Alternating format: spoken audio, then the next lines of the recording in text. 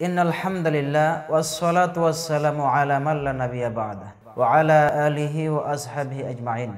সম্মানিত দর্শক শ্রোতা মণ্ডলী, আল্লাহ সুবহানাহু ওয়া তাআলা আমাদের সুন্দর পোশাক পরিচ্ছদ গ্রহণ করার জন্য তিনি আদেশ করেছেন। এমনকি যখন আমরা সালাত আদায় করার জন্য মসজিদে যাব, তখনও আমাদেরকে উত্তম পোশাক পরিধানের জন্য মহান রব্বুল আলামিন নির্দেশ জ্ঞাপন করেছেন। কিন্তু আমাদের সাজসজ্জাটা হতে হবে কোরআন এবং সুন্নাহ অনুযায়ী। মহিলারা বর্তমান সমাজে যেইভাবে সাজসজ্জা শুরু করেছে, আমাদের দৃষ্টিকোণ থেকে মহিলাদের 5 থেকে 6টি সাজসজ্জা যেটা কোরআন এবং সুন্নাহ কেন্দ্রিক সম্পূর্ণরূপে হারাম ঘোষণা করা হয়েছে, এমন কয়েকটি সাজসজ্জার কথা আপনাদের সামনে তুলে ধরার প্রয়াস পাবো ইনশাআল্লাহ। ইসলাম এমন একটি জীবন ব্যবস্থার নাম যেখানে প্রশ্ন করলে এমন কোনো বিষয় নাই যে উত্তর পাওয়া যায় না। মহান আল্লাহ সুবহানাহু ওয়া তাআলা উত্তম পোশাক গ্রহণের কথা বলেছেন, যা কোরআনুল কারীমের সূরা আল আরাফের মধ্যে মহান আল্লাহ সুবহানাহু ওয়া তাআলা বলেছেন, আউযু বিল্লাহি মিনাশ শাইতানির রাজীম। ইয়া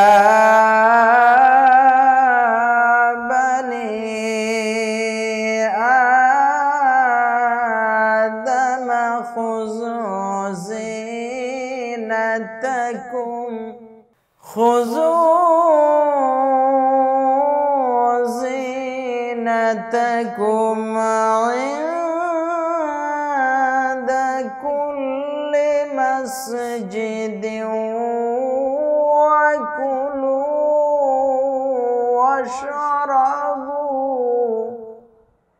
وكلوا واشربوا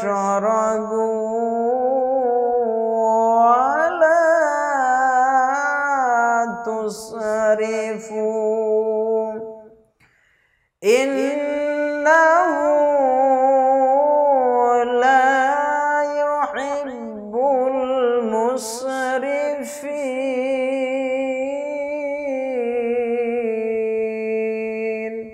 আল্লাহ সুবহানাহু ওয়া তাআলা ঘোষণা দিচ্ছেন, হে বনি আদম, প্রত্যেক সালাতের সময় তোমরা উত্তম পোশাক গ্রহণ করো, তোমরা খাও পান করো, অপচয় করিও না।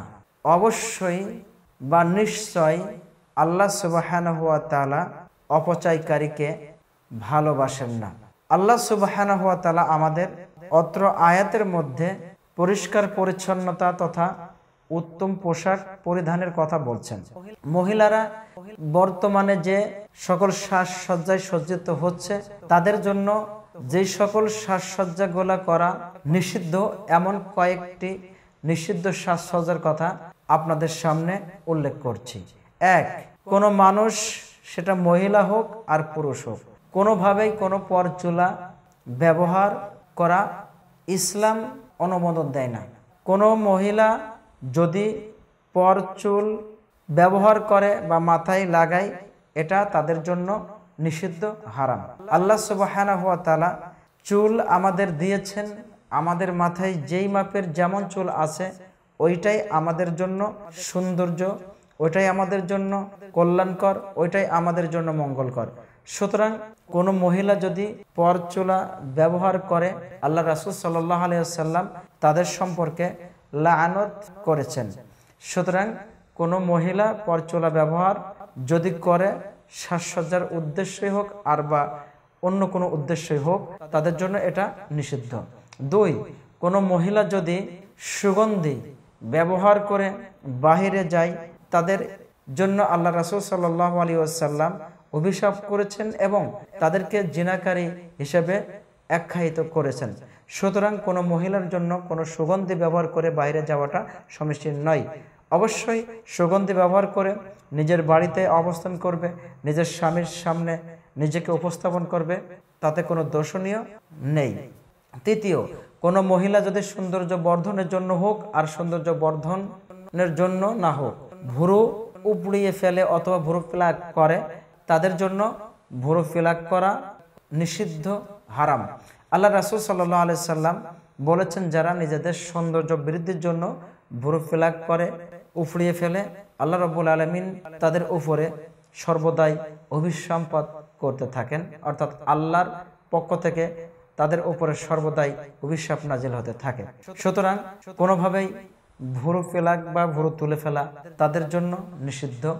চতুর্থ, কোনো মহিলা এমন কোনো পোশাক পরে যদি নিজেকে পরপুরুষের সামনে উপস্থাপন করে, বাহিরে যায়, রাস্তায় যায়, মার্কেটে যায়, যেখানেই যাক না কেন, যেটাই পর্দা লঙ্ঘন হয়, অর্থাৎ শরীরের উঁচু নিচু সব জায়গা বোঝা যায়, এমন পোশাক পরিধান করে গায়রে মাহরিম পুরুষের সামনে যাওয়া মহিলাদের জন্য হারাম তথা নিষিদ্ধ।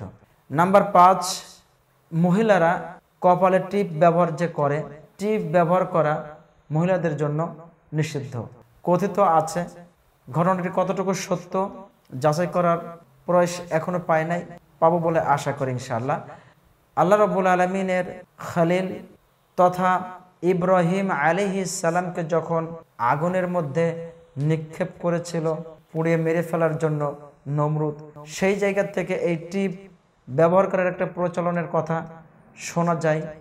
কতটুকু কথার সনদ মতন সহি কিনা জানা নাই, তবে যেইটাই বলুক না কেন, কোনো মহিলার জন্য টিপ ব্যবহার করে বাইরে যাওয়া এটা নিষিদ্ধ, সমীচীন নয়। ইনশাআল্লাহ আল্লাহ সুবহানাহু ওয়া তাআলা তৌফিক দিলে আপনাদের সামনে আবার আরো কিছু অবৈধ বিষয় নিয়ে আসার সুযোগ পাবো বলে আশাবাদী ইনশাআল্লাহ। আজকে এই পর্যন্তই। তোমরা যা জানো না তা তোমরা জেনে নাও। আল্লাহ সুবহানাহু ওয়া তাআলা এই মর্মে বলেছেন, ফাসআলু আহলা যিকরি ইন কুনতুম লা